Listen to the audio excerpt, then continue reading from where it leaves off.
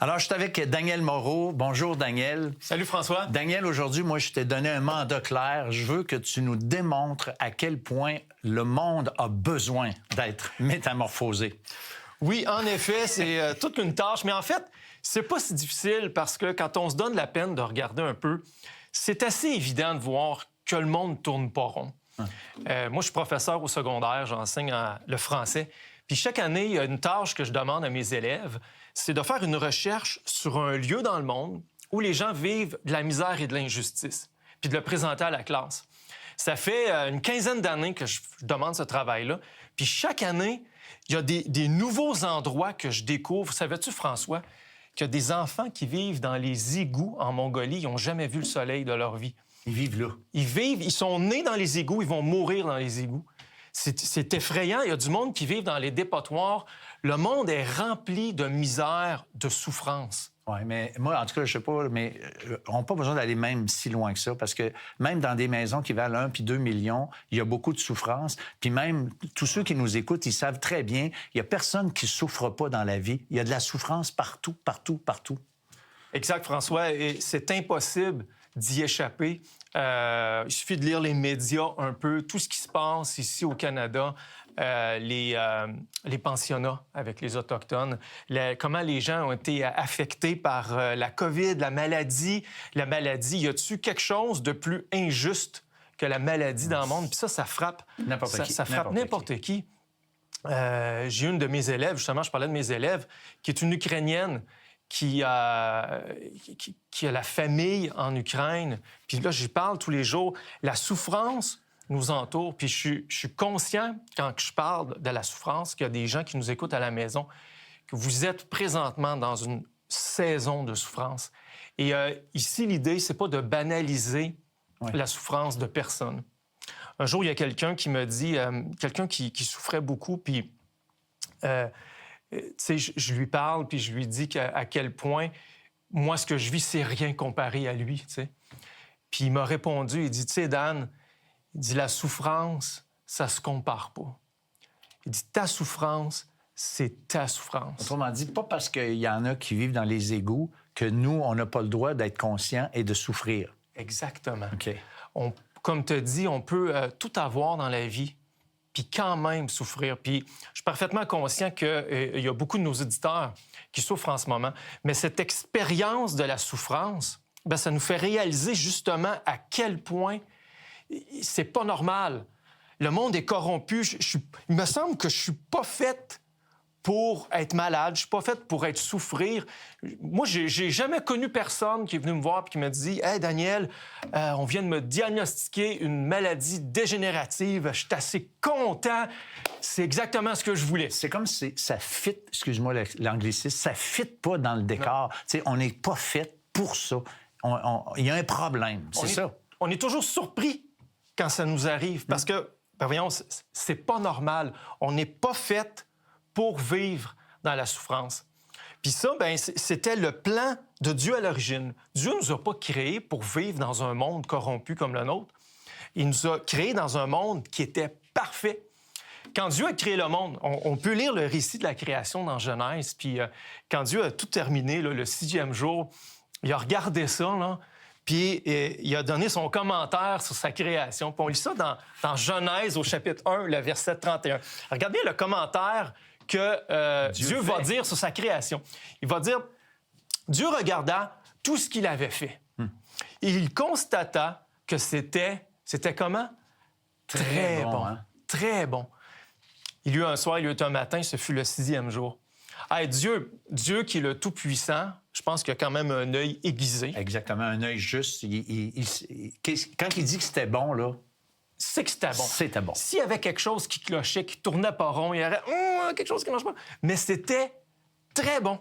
Et toute sa création était très bonne et on a été créés pour vivre là-dedans. OK. Là, il n'y a pas de souffrance, il n'y a pas de maladie, il n'y a pas de deuil, il n'y a pas de guerre. Il n'y a rien de ça. Rien de ça. Rien de ça. On est fait pour ça. Il n'y a rien qui cloche.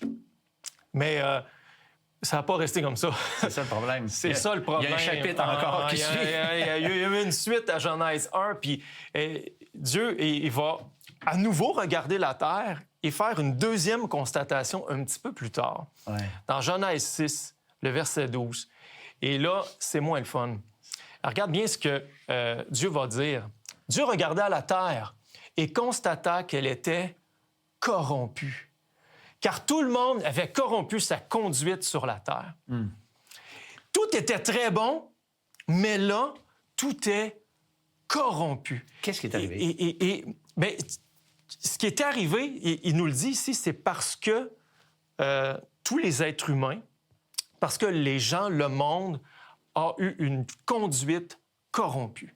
A eu une conduite corrompue. Qu'est-ce que ça veut dire, ça, une conduite corrompue? Bien, il y aurait eu la bonne conduite, puis la conduite qui était corrompue.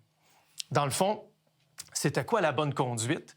Bien, Genèse nous le dit un petit peu aussi. Quand Dieu nous a créés, il a tout créé, la création. Tout est beau, tout est parfait, mais il veut nous faire participer à sa création. Puis c'est comme s'il nous avait donné la gestion de sa création.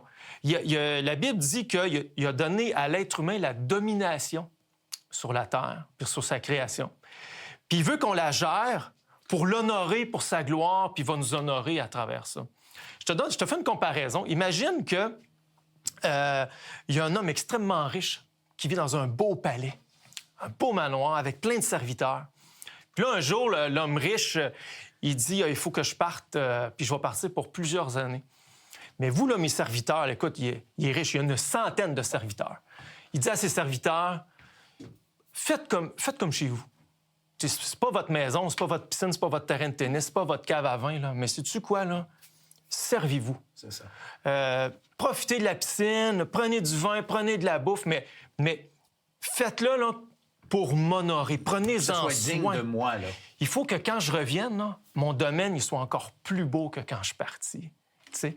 Puis les parts, les serviteurs, au lieu de gérer les biens du propriétaire pour sa gloire à lui, tout le monde essaye de tirer à couvert de son bord. Là, cette bouteille de vin-là, je la prends, la piscine est à moi, puis là, il met les autres dehors. Je veux pas que tu prennes la piscine. Ils s'entretuent pour pas partager.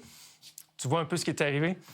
Ouais. C'est exactement comme ça que l'être humain, quand c'est écrit que il a corrompu sa conduite, c'est qu'on a manqué notre gestion. Puis quelqu'un en parlait dans le Vox Pop, j'ai trouvé ça intéressant.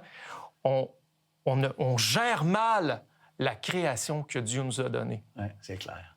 Un exemple de ça qui, moi, m'a frappé, je pourrais citer plusieurs exemples que j'ai lus, mais un exemple qui m'a frappé sur notre mauvaise gestion de la création de Dieu, pour te prouver comment on est des mauvais gestionnaires. Comment on casse vite tout du c'est épouvantable. Il y a des scientifiques qui calculent combien l'humanité consomme. Oui. Puis ils ont calculé que à date du 21 juillet 2021, l'humanité avait consommé tout ce que la Terre produit en un an. Okay. Autrement dit, là, le 21 juillet, on avait consommé tout ce que la Terre peut faire en 2021.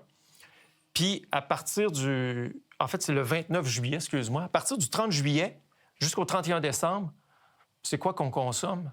Des réserves. Ouais. C'est une bonne gestion, ça? Oui. Les Québécois sont pas champions là-dedans? Et écoute, on est c'est qui consomme?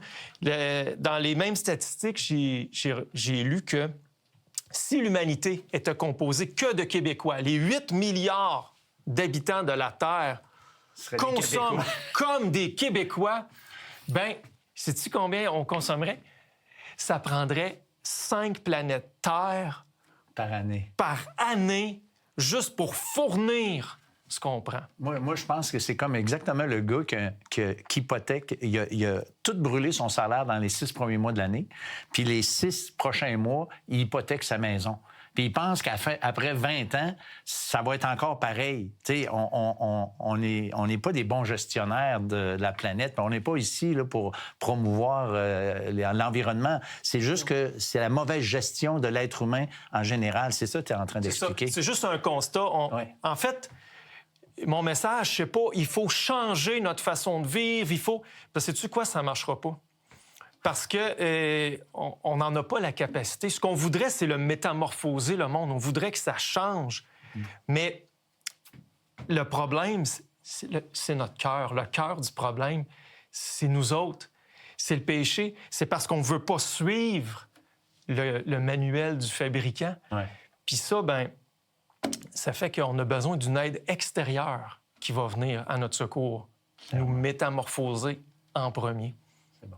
Écoute, moi, je trouve ça vraiment bien parce que c'est ça le problème de base. Et puis, on est appelé, l'Évangile est appelé, ou en fait, le plan de Dieu pour l'Évangile, c'est simplement de changer un individu à la fois.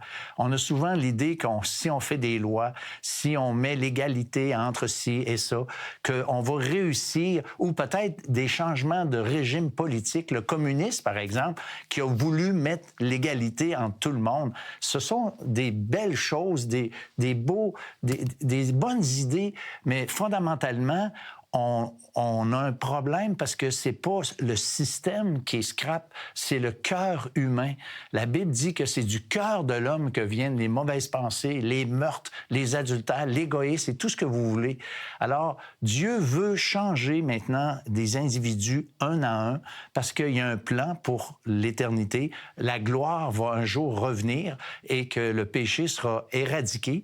Mais pour l'instant, Dieu veut rentrer en contact avec chacun d'entre nous. Et il peut le faire parce qu'il a le pouvoir de pardonner nos péchés, de rétablir cette relation qui était brisée entre nous et lui par la croix de Christ, c'est-à-dire le Christ qui a payé de sa vie pour que nous puissions être pardonnés, entrer en communion avec lui, vivre à partir de maintenant proche de lui et un jour être délivré de ce monde qui n'a pas fonctionné à cause du péché, à cause de la corruption de l'être humain. Alors moi, je veux vous inviter aujourd'hui à considérer ça, peut-être pour la première fois de votre vie, je ne sais pas.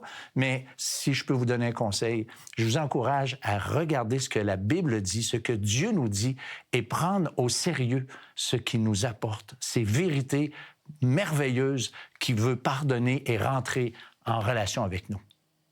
L'heure de la bonne nouvelle, en collaboration avec le Messager chrétien, vous offre gratuitement le livre de méditation quotidienne La Bonne Semence. Pour en recevoir un exemplaire, écrivez-nous à l'heure de la bonne nouvelle, casier postal 33012, comptoir postal Thibault, Trois-Rivières, Québec, G8T9T8. Vous pouvez également nous joindre à info@hbn.ca ou par téléphone 1-866-509-1319.